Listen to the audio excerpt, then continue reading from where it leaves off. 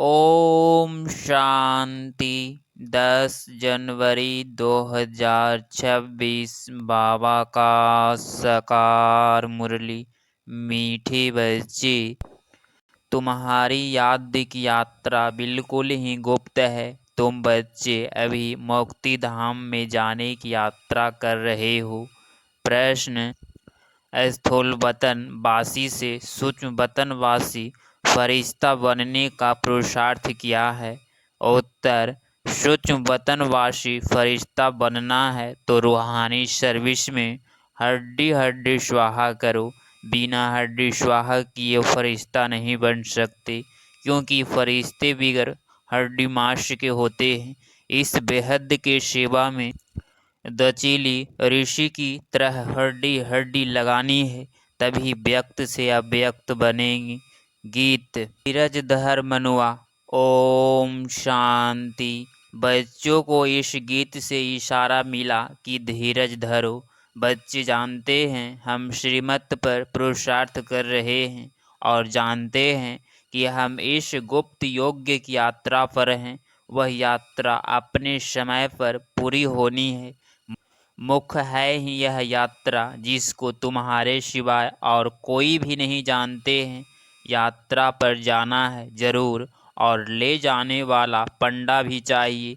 इसका नाम ही रखा हुआ है पांडव सेना।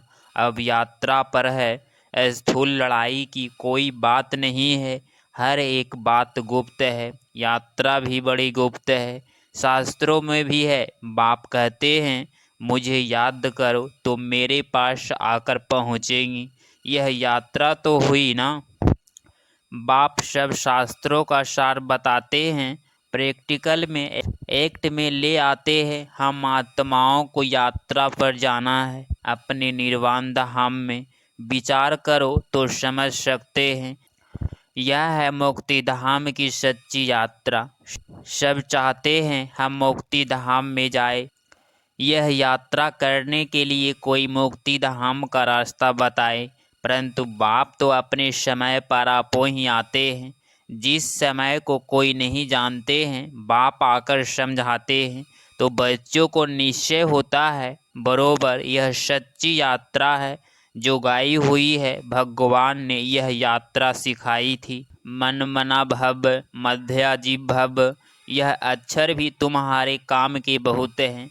सिर्फ किसने कहा यह भूल कर दी है? कहते हैं देह सहित देह के संबंधों को भूल जाओ। इनको ब्रह्मा बाबा को भी देह है। इनको भी समझाने वाला दूसरा है। जिसको अपनी देह नहीं है वह बाप है विचित्र। उनको कोई चित्र नहीं है और तो सबके चित्र है। सारी दुनिया चित्रशाला है। विचित्र और चित्र यथार्थ जीव और आत्मा का यह मनुष्य स्वरूप बना हुआ है, तो वह बाप है विचित्र। समझाते हैं मुझे इस चित्र का आधार लेना पड़ता है। बरोबर शास्त्रों में है। भगवान ने कहा था जबकि महाभारत लड़ाई भी लगी थी, राजयोग सिखाते थे। जरूर रजाई स्थापन हुई थी, अभी तो रजाई है नहीं। राजयोग भगवान ने सिखाया था नई दुनिया के लिए, क्योंकि विनाश सामने खड़ा था। समझाया जाता है ऐसे हुआ था जबकि स्वर्ग की स्थापना हुई थी। वह लक्ष्मी नारायण का राज्य स्थापन हुआ था। अभी तुम्हारी बुद्धि में है सतयुग था, अभी कलयुग है। फिर बाप वही बातें समझाते हैं। ऐसे तो कोई कह न सके कि मैं परमधाम से आया हूँ तुमको वापिस ले जाने। परमपिता परमात्मा की ही कह सकते हैं ब्रह्मा द्वारा, और किसके द्वारा भी कह नहीं सकते। सूक्ष्म वतन में है ही ब्रह्मा विष्णु शंकर। ब्रह्मा के लिए भी समझाया है कि वह है अव्यक्त ब्रह्मा और यह है व्यक्त। तुम अभी फरिश्ते बनते हो। फरिश्ते स्थूल वतन में नहीं होते। फरिश्ते तो हड्डी मांस नहीं होता है। यहाँ इस रूहानी सर्विस में हड्डी आदि सब खलास कर देते हैं, फिर फरिश्ते बन जाते हैं। अभी तो हड्डी है ना, यह भी लिखा हुआ है। अपनी हड्डियाँ भी सर्विस में दे दी, गोया अपनी हड्डियाँ खलास करते हैं। स्थूल वतन से सूक्ष्म वतन वासी बनना है, यहाँ हम हड्डी देकर सूक्ष्म बन जाते हैं। इस सर्विस में इसमें सब स्वाहा करना है। याद में रहते रहते हम फरिश्ते बन जाएंगे। यह भी गाया हुआ है, मिर्वा मौत मलका शिकार। मलुक फरिश्ते को कहा जाता है। तुम मनुष्य फरिश्ता बनते हो, तुमको देवता नहीं कह सकते। यहाँ तो तुम्हारे शरीर है ना, सूक्ष्म वतन का वर्णन अभी होता है। योग में रह फिर फरिश्ते बन जाते हैं। पिछाड़ी में तुम फरिश्ते बन जाएंगे। तुम्हारे सब साक्षात्कार होगा और खुशी होगी। मनुष्य तो सब काल का शिकार हो जाएंगे। तुम्हारे में जो महावीर है वह तो अडोल रहेंगे। बाकी क्या क्या होता रहेगा। विनाश की सीन तो होनी ही है ना। अर्जुन को विनाश का साक्षात्कार हुआ, एक अर्जुन की बात नहीं है। तुम बच्चों को विनाश और स्थापना का साक्षात्कार होता है। पहले पहले बाबा को भी विनाश का साक्षात्कार हुआ और उस समय ज्ञान तो कुछ था नहीं। देखा सृष्टि का विनाश हो रहा है। फिर चतुर्भुज का साक्षात्कार हुआ। समझने लगे यह तो अच्छा है। विनाश के बाद हम विश्व के मालिक बनते हैं तो खुशी आ गई। अभी यह दुनिया नहीं जानती कि विनाश तो अच्छा है ना। पीस के लिए प्रयत्न करते हैं परंतु आखिर विनाश तो होना है। याद करते हैं पतित पावन आओ, तो बाप आएंगे जरूर, आकर पावन दुनिया स्थापन करेंगे जिसमें हम रजाई करेंगे। यह तो अच्छा है ना। पतित पावन को क्यों याद करते हैं? क्योंकि दुख है। पावन दुनिया में देवताएं हैं। पतित दुनिया में तो देवताओं के पैर आ नहीं सकते, तो जरूर पतित दुनिया का विनाश होना चाहिए। गाया हुआ भी है, महाविनाश हुआ उसके बाद क्या होता है। एक धर्म की स्थापना सो भी ऐसे होगी ना। यहाँ से राजयोग सीखेंगे, विनाश होगा। बाकी भारत में कौन बचेगा? जो राजयोग सीखते हैं, नॉलेज देते हैं, वही बचेंगे। विनाश तो सबका होना है, इसमें डरने की बात नहीं। पतित पावन को बुलाते हैं, जबकि वह आते हैं तो खुशी होनी चाहिए। बाप कहते हैं विकारों में मत जाओ, इन विकारों पर जीत पाओ। वह दान दे दो तो ग्रहण छूटे। भारत का ग्रहण छूटता जरूर है। काले से गोरा बनना है। सतयुग में पवित्र देवताएं थे, वह जरूर यहाँ बने होंगे। तुम जानते हो श्रीमत से निविकारी बनते हैं। भगवानुवाच यह है गुप्त।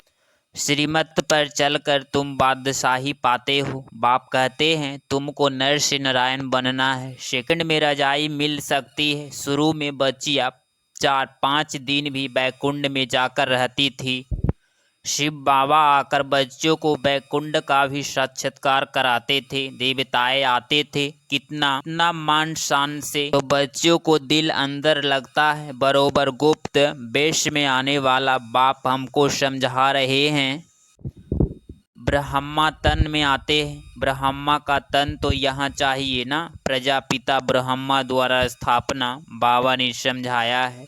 कोई भी आते हैं तो उससे पूछो किसके पास आते हो? बीके के पास। अच्छा, ब्रह्मा के नाम कभी सुना है? प्रजापिता तो है ना, हम सब उनके आकर बने हैं। जरूर आगे भी बने थे। ब्रह्मा द्वारा स्थापना तो साथ में ब्राह्मण भी चाहिए। बाप ब्रह्मा द्वारा किसको समझाते हैं? शूद्रों को तो नहीं समझाएंगे। यह है ब्रह्मा मुख वंशावली ब्राह्मण। शिव बाबा ने ब्रह्मा द्वारा हमको अपना बनाया है।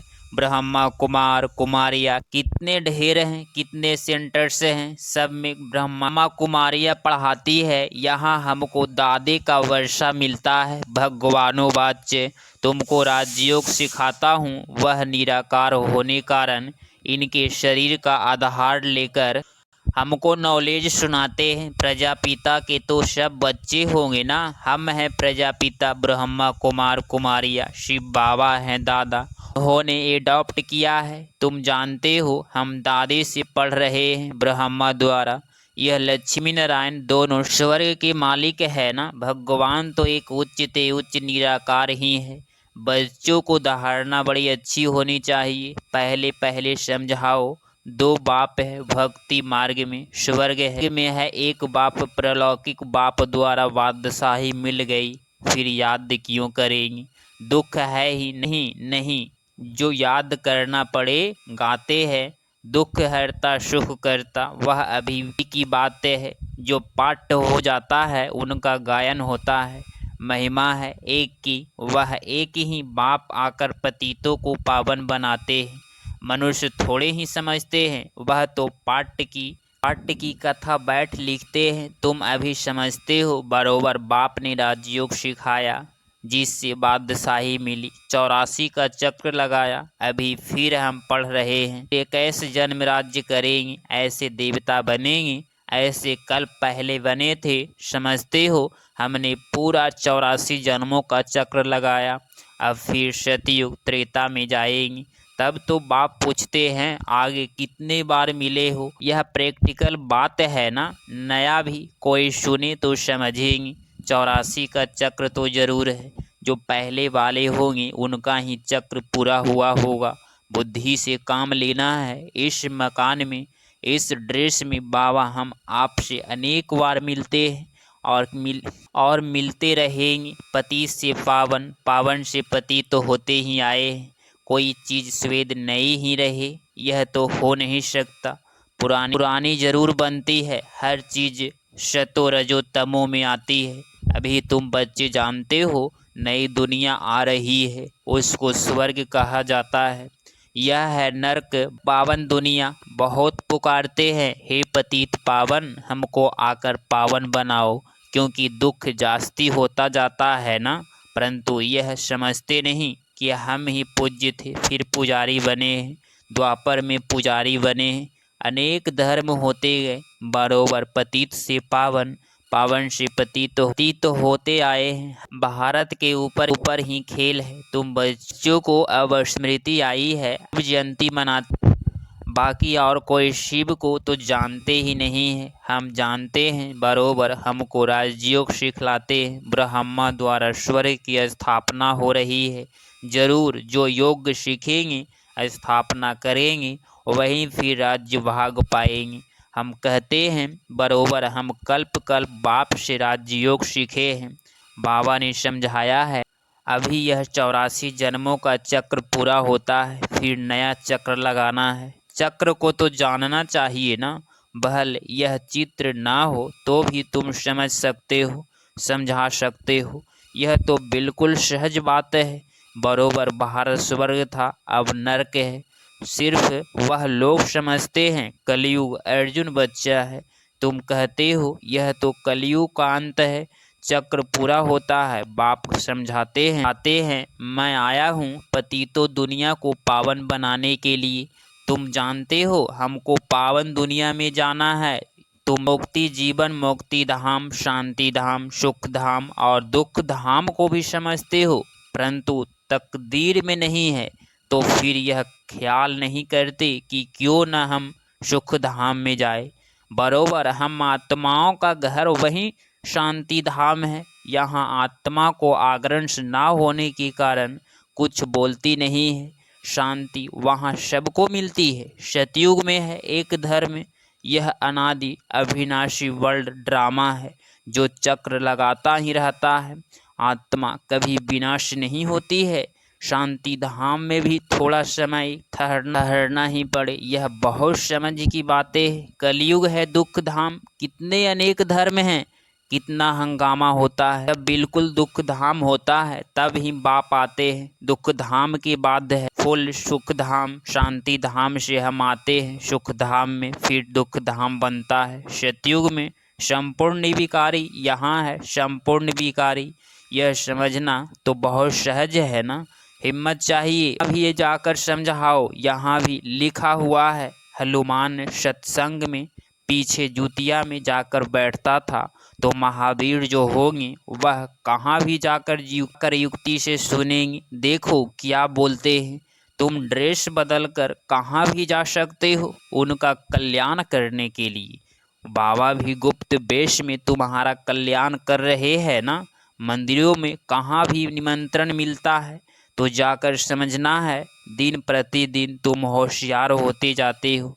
सबको बाप का परिचय तो देने ही है, ट्राई करनी होती है। यह तो गाया हुआ है, पिछाड़ी में सन्यासी रजाए आदि आए, राजा जनक को सेकंड में जीवन मुक्ति मिली, वह फिर जाकर त्रेता में अर्जुन जनक बना। अच्छा, मीठे मीठे शिकिलधे बच्चों प्रति माता पिता बाप दादा का याद प्यार और गुड मॉर्निंग। रूहानी बाप की रूहानी बच्चों को नमस्ते नमस्ते।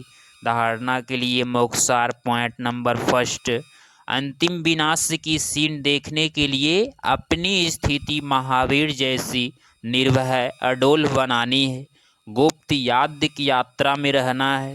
पॉइंट नंबर टू, अव्यक्त वतनवासी फरिश्ता बनने के लिए बेहद सेवा में दचीली ऋषि की तरह अपनी हड्डी हड्डी स्वाहा करनी है। 10 जनवरी 2026 का वरदान, पहली श्रीमत पर विशेष अटेंशन दे, फाउंडेशन को मजबूत बनाने वाले सहज योगी भव। स्पष्टीकरण, बाप दादा की नंबर 1 श्रीमत है कि अपने को आत्मा समझकर बाप को याद करो। यदि आत्मा के बजाय अपने को साधारण शरीरधारी समझते हो तो याद टिक नहीं सकती। वैसे भी कोई दो चीज़ें को जब जोड़ा जाता है तो पहले समान बनाते हैं। ऐसे ही आत्मा समझकर याद करो तो याद सहज हो जाएगी। यह श्रीमत मुख्य फाउंडेशन है। इस बात पर बार बार अटेंशन दो तो सहज योगी बन जाएंगी। स्लोगन, कर्म आत्मा का दर्शन कराने वाला दर्पण है, इसीलिए कर्म द्वारा शक्ति स्वरूप को प्रत्यक्ष करो। अव्यक्ति सारे, इस अव्यक्ति मार्श में बंधन मुक्त रह जीवन मुक्त स्थिति का अनुभव करो। ब्राह्मण सो फरिश्ता यथार्थ जीवन मुक्त, जीवन बंध नहीं, न देह का बंधन, न देह के संबंध का बंधन, न देह के पदार्थों को बंधन। अगर अपनी देह को लगाव खत्म किया तो देह के संबंध और पदार्थ का बंधन आपे ही खत्म हो जाएगा। ऐसे नहीं, कोशिश करेंगी। कोशिश शब्द ही सिद्ध करता है कि पुरानी दुनिया की कशिश है, इसीलिए कोशिश शब्द समाप्त करो, देहभान को छोड़ो। अगर आप इस चैनल पे डेली मुरली क्लास सुन रहे हैं तो चैनल को प्लीज़ सब्सक्राइब करें और नोटिफिकेशन ऑल पे क्लिक करें। मिलते हैं अगली मुरली क्लास में। ओम शांति, ओम शांति, ओम शांति।